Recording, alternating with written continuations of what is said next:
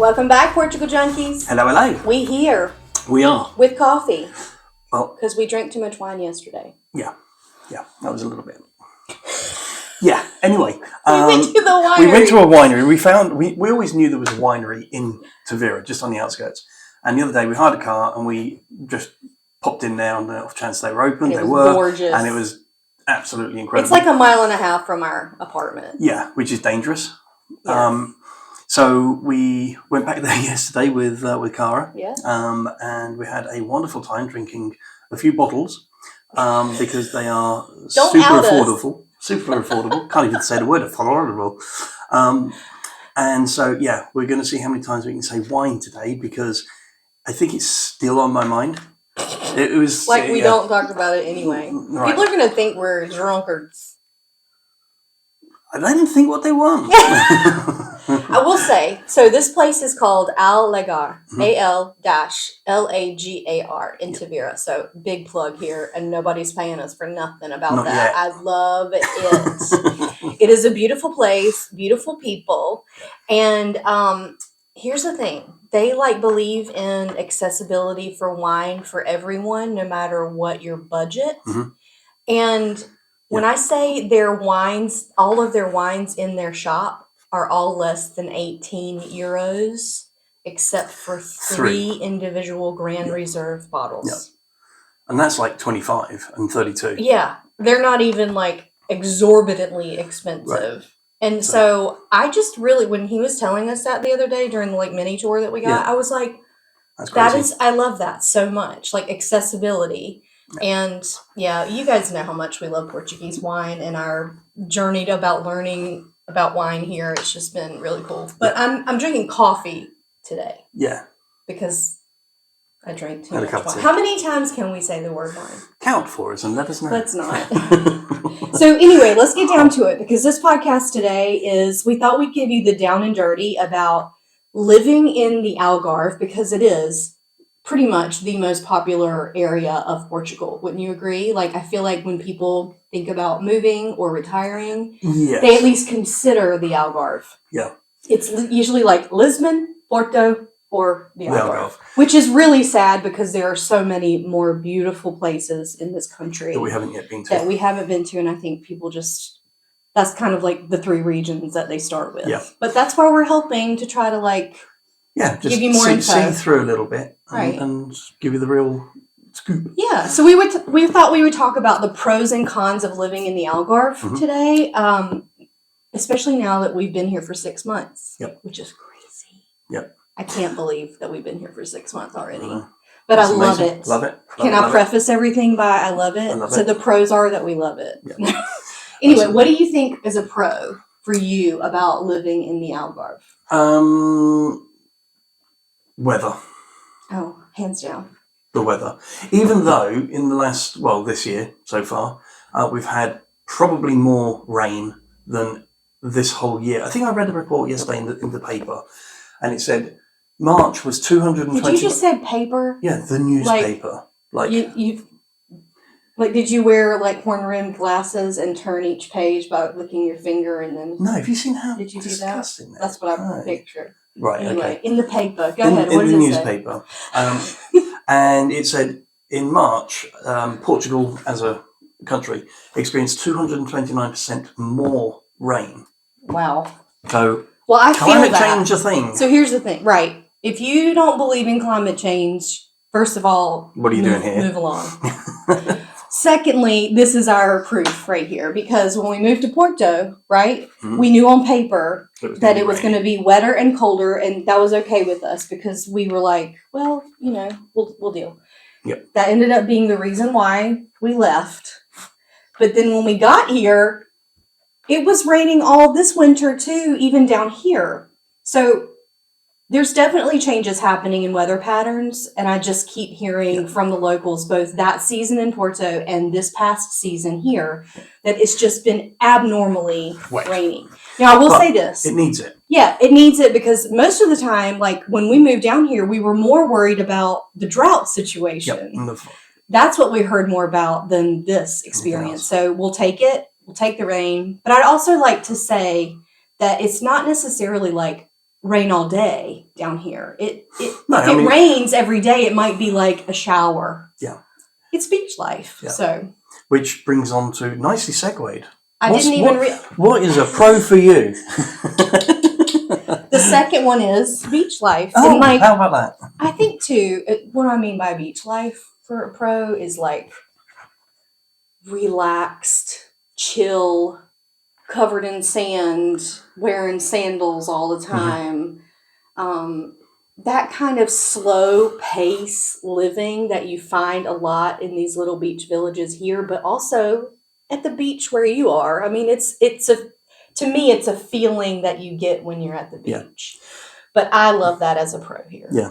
I have loved being at the beach. We'll see how it is in July when I'm about to die. Yeah, and when the whole place, the whole of the Algarve is like inundated with holidaymakers and all of that. So one of the things I would say is that the beach where we go, Ilha de Tavira, at the moment is beautiful, absolutely beautiful. There's barely anybody there. They're building a new bar on the beach. Absolutely looking forward to that.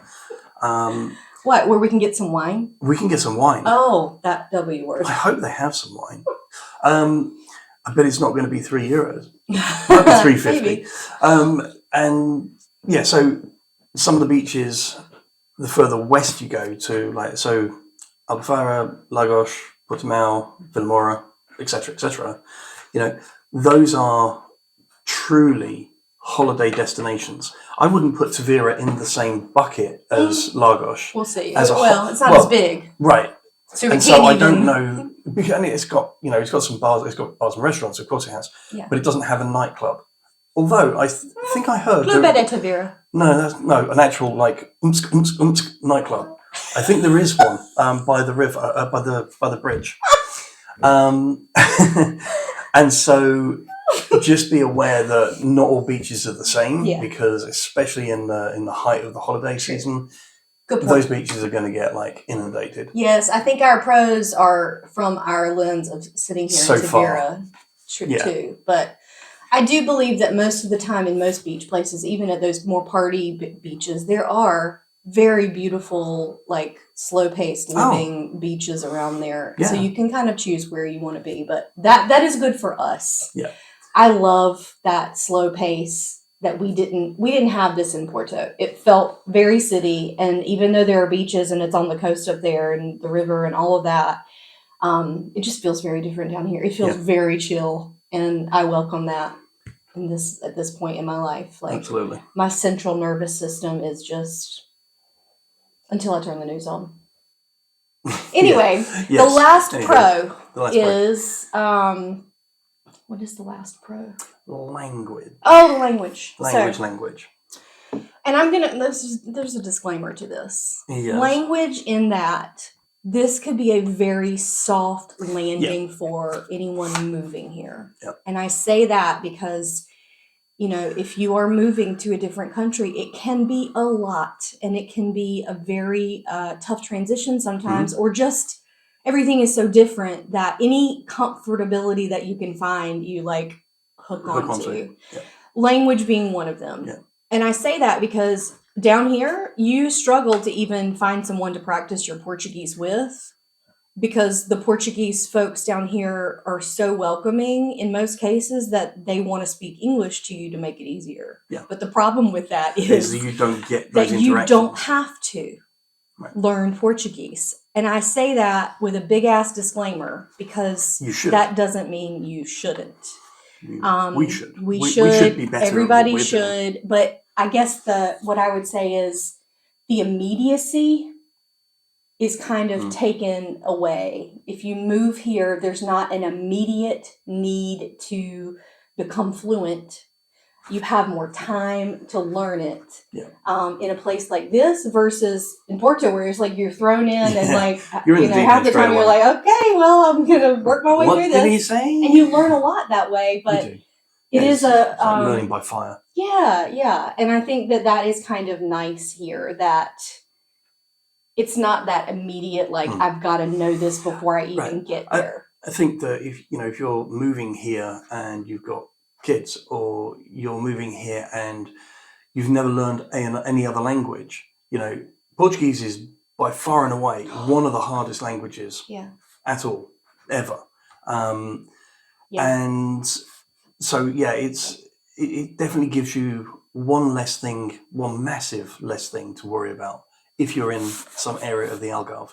But, if you're going to come to the Algarve and you're going to be in the hills, like 20, 30 miles north of the actual coastline, you are going to need more Portuguese there for sure, because they're older cultures, older villages, and things like that. So it's not going to be as simple to get by with like a hello, goodbye, thank you. You're going to need more conversational. Well, it's amazing to me. I'm just always in awe of this. But they're great though as well, because even if you're struggling, they will, like, as a Portuguese person.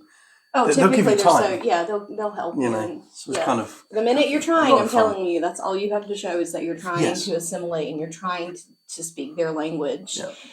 What amazes me is here knowing that like people our age and younger, they're going to know English. Mm-hmm. They've been taught English.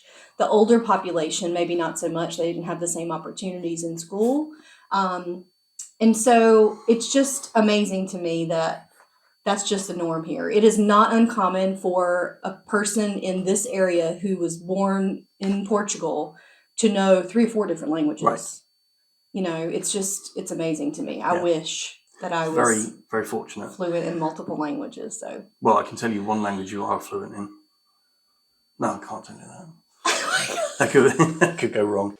My dear, sweet listeners, I say this with all the love in my heart. If you haven't traveled in beautiful Portugal yet, what are you waiting for? You are missing out big time. Iconic beaches, delicious wine, centuries of history, and honestly, some of the most beautiful people that you will ever meet. Why do you think we moved here? So, when you're ready, we are ready to help you plan the most perfect customized Portugal itinerary just for you, and more importantly, how you like to travel. Family trip with the kiddos, lazy girl travel, history buffs, foodies, combinations of all of those, we got you. After exploring Portugal since 2022 and then immigrating here, we're really excited to build travel plans for you that help you see this gorgeous, special place by understanding the way that you like to travel. Book a free call with us right now on our Stan store at stan.store/PortugalJunkies, and we'll talk through your ideal trip and start planning your customized Portugal itinerary. You'll even get your final itinerary on an app to use during your trip for easy access right on your phone while you're here. Remember, adventure is a verb, y'all. We're excited to help you plan yours. So now let's talk about the cons of living in the Algarve. Yep. We've been here 6 months. What is the top con to you? Public transport. Not that we used it massive, like buses, and we didn't use buses much, if at all, up in Porto. The only time I used a bus was getting my to get to your car. My second but that wasn't appointment. That was more of a coach, destination to destination. Not what I'm talking not about. Like a city bus. Not a city bus was going around. Public transportation, particularly in Tavira. Don't really know too much about the others. Definitely, there's no metro. No need for it. But the bus timetable, as I hear, is it's there as a suggestion. Not a rule. It might come today. That's May not. Portuguese, though. Yeah. Let it be. Well, what kills me about this, and we joke, but from a tourist perspective, that should be at this point no big deal, right? Mm-hmm. That's how I would tell you to approach it if you're a tourist trying to use the bus system. Yeah. However, what about the people who actually rely on the bus to get to work and stuff? And all that. Then maybe they've got it down. Maybe they've got the phone number of the driver to find out which road. I don't know. Trains, again. Trains up in Porto, because there was 2 major stations with Sabento and Campania. There were trains stations every 5 seconds. Yeah. Multiple tracks going all over the place. Here, there is one track that runs east to west or west to east, whichever way you look at it. And that's it. And so the timetable for you might have a train leaving here at 6:40 in the morning, and then the next one might be maybe 9:30 or something like that. It's not as it doesn't allow you to be late for one, but not worry because there's another one coming in 20 minutes. Right, you really have minutes. to do some planning. And you've got to be committed to doing that if you're going to take a train. And I would highly, highly recommend taking a train because it's so affordable. Yeah. And it takes you to the place where you want to go most of the time. But I would say also be careful because some of the train stations are not in the town itself. There might be still have to Uber or walk. an Uber away, like the one in Algarve. Yeah. That's a good north of 3 miles kind of the of the strip city and and the beaches and all that. So well, again, here, just to add to that, here, the trains, we looked at it the other day. It was maybe one every hour and a half, and that's not guaranteed every hour or hour and a half. Right. So, we're used to being in Porto where you could hop on a metro and get anywhere within the city. And if you missed one, it's coming again in the next 10 minutes. So that's the difference I think we're trying to outline here is that it's not that it doesn't exist. It just, again, it's a laid back lifestyle, right? You've got to be You plan a little bit more if you're willing. If not, you Uber. Yeah. And that's what we find ourselves doing a lot, quite frankly, either Uber because or walking because it's so affordable to Uber here. Yeah. So that's a big difference. Yeah. It's a big difference. I kind of miss the regular routine of public transport. We got really used to it in Porto, and I really enjoyed it. So, like I said to you this morning, I saw there were two reels or whatever they were. One was in somebody that was doing a video in the metro in Porto, and it was like just watching this metro train whiz by and all of that. It's like, oh, I missed that. And then I saw another one of like Piccadilly Circus and of the London Underground. I was like, I really missed that. Mind the gap. So yeah, it's not a it's deal breaker, but it is a con. Definitely. The other thing in terms of few and far between is, and we might have mentioned this before in passing, the medical centers here in the Algarve, like your typical clinic that you would go to for a normal consultation or I don't feel so hot, I need to see a doctor, not even urgent care type stuff, exists in Tavira and in most close areas. But in Tavira, we have a number of local clinics that you can go to. Yeah. But they are typically private. And which means you need private insurance or you're just going to pay for private out of pocket. Anytime you have an emergency here, medical emergency, if an ambulance comes to get you, you are being taken to an ER or an ED, right? The problem with where we are is that the closest one is Faro or Lule, I think. I think it's Faro. Which is basically Lule. Yeah, it's the same area. It's a good 30-minute drive. Yes. I mean, it might be a little bit quicker with blue lights and noise. Right. Who knows? But that is something to me, that's a con. Yeah. It's something that we'll need to consider the older that we get, and hopefully we stay in good health. But if one of us were to truly have some health issues that we have that could become emergent, right? That we know about, then we might need to think through that. But right now, this is okay for us. But for someone who is thinking of moving here, depending on your health needs, your age, your mobility, all the things, this might be something you need to consider. It's definitely a con because I feel like where we lived in Porto, there were multiple emergency hospitals within a couple miles of our apartment, right? But we were in the second biggest city in Portugal. So it just is more of a sprawling area of towns, the Algarve, versus big city life, which comes with big medical establishments. Yeah. So take it for what you will, but to me, that's a con, and it's something that we just have to keep considering as we go. Also, is it the worst thing in the world? Probably not. But I mean, if one of us were to have a heart attack or something, knock on wood, that's when it would really make a difference. Would we look back and go, why didn't we put this as a true priority for us? But at the same time, like where my parents live in North Carolina, they're 45 minutes from a true ER. So it's not unheard of that people are this far away from that. I think we've just lived in Charlotte. You've lived in areas of England where you were close to medical centers. Yeah. We lived in Porto, and now this is the first place we've lived where you're like, I'm further away from an ED than I would like to be. Yeah. But hopefully neither of us do anything that's going to require an ambulance. But that's why you have... life happens. I mean, you're going on a mountain bike tomorrow, so let's wait and see. At least you'll be in... Yeah, but at least we'll be in Faro to do that, so you'll be knocking on the door. Oh my God. Please do not jinx us.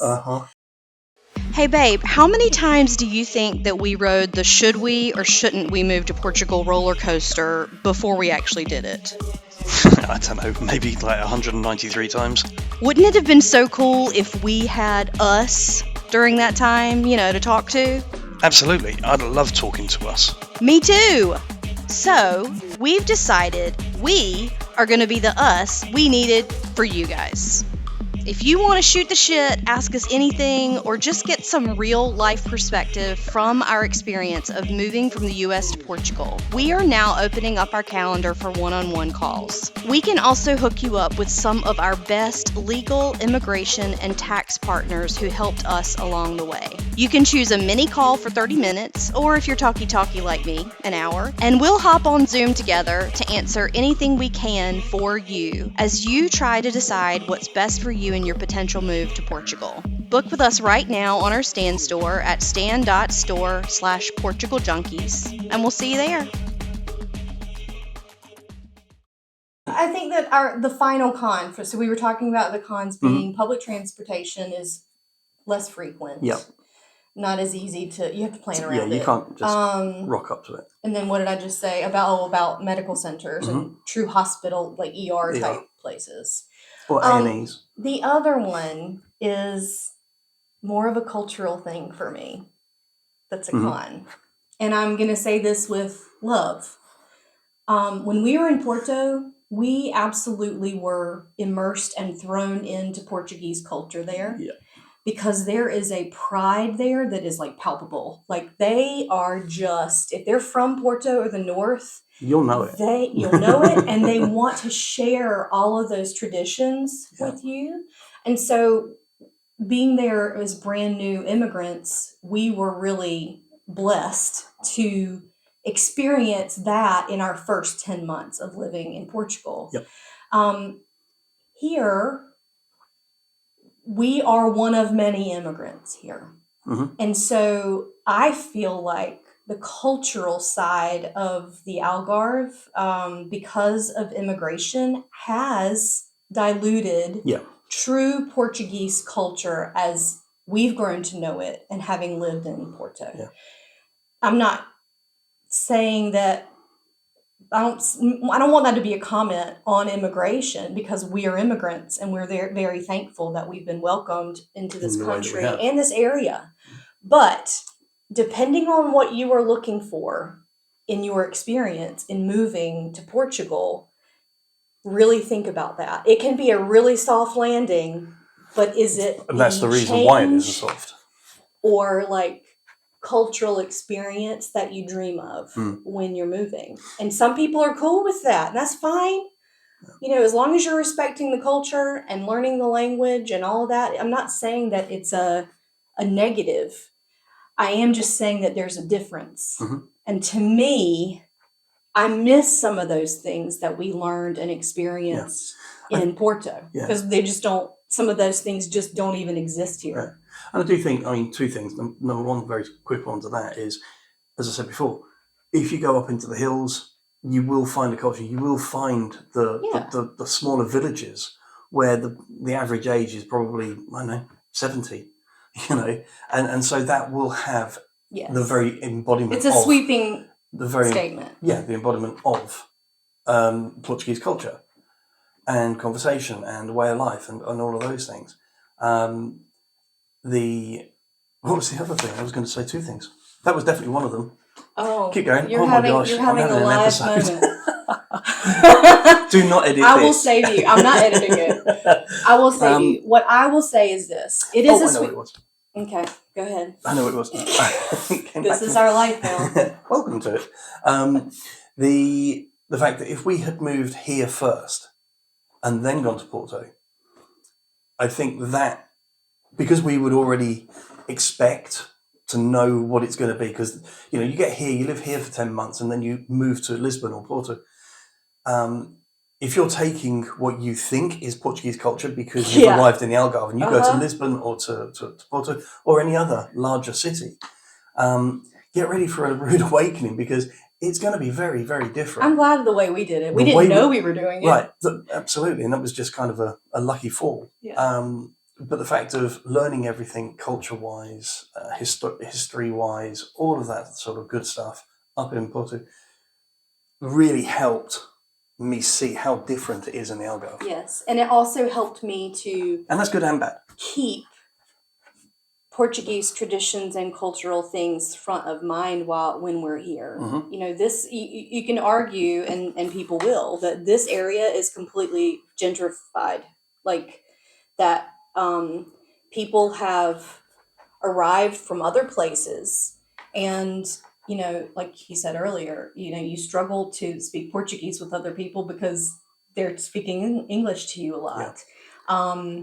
Yes, you can taste the foods of the Algarve and Portuguese, like traditional foods, but you might not find fado on every corner culturally like we did in Porto. It's just little things like that, and it really makes me realize how different regionally the country is, and it makes me kind of excited to explore the other regions too, because you don't know what you're going to get. Yeah, you go to some places in Alentejo. I'm so excited to go see Alentejo, and so all of that to say, they have good wine. Well, everywhere has good wine in Portugal. We have discovered this, and now we've said the word wine again. I'm not against it. Anyway, I hope that makes sense the way we've described it, because I'm not trying to talk bad about the Algarve at all, because we are a part of that. We are immigrants who have moved here. Yep. But it is different culturally. It is like soft Portuguese culture experience. Let's just say in Tavira. Yeah. Okay. And pretty much Lagos and the other places that we visited feels like that too. Well, it's very tourist driven. They're going to be even more so because they are more touristic. Right. Touristy. Touristic? It's not a word. I've been trying to tell you. It's official. It is official. Portugal Junkies. That's right. So again, I hope that was clear. I wasn't trying to talk negatively about it, but I do think that it's a con in my book because we experience the beauty of the culture and in the first 10 months. Yeah. In Porto, we were just immersed in it and we loved it. And even though it might be different culture region to region in the country, I just feel like this area is very, I don't know how else to say it, like softer in terms of what you're going to learn in terms of Portuguese culture. Unless you actively go out and seek it, right? Yeah. Like that is maybe the difference. It's not like something that you have a choice on in Porto, but you might have choices here, just kind of like the language barrier and all that other stuff. So, but anyway, there we are. Pros and cons. Pros and cons. Stay tuned. Next week we will be back. I don't know exactly what we're going to talk about yet. Haven't a clue. Not got the foggiest. It'll be a surprise. It will be a surprise. Well, I mean, I think the only thing that's guaranteed is we will show up. We'll show up. I hope you will. Yeah, absolutely. Come along for the ride. But thanks, guys. We'll see you next week. Yep. Take care. Cheers, y'all. Have fun. Bye. Listen up, future expats. For more content about our move, the visa process, Portuguese culture and destinations, and tons of support resources for your own decisions and potential move abroad, follow us at Substack, TikTok, and Instagram at Portugal Junkies. Stay in touch and help us reach more people by subscribing here and following us there. Cheers, y'all!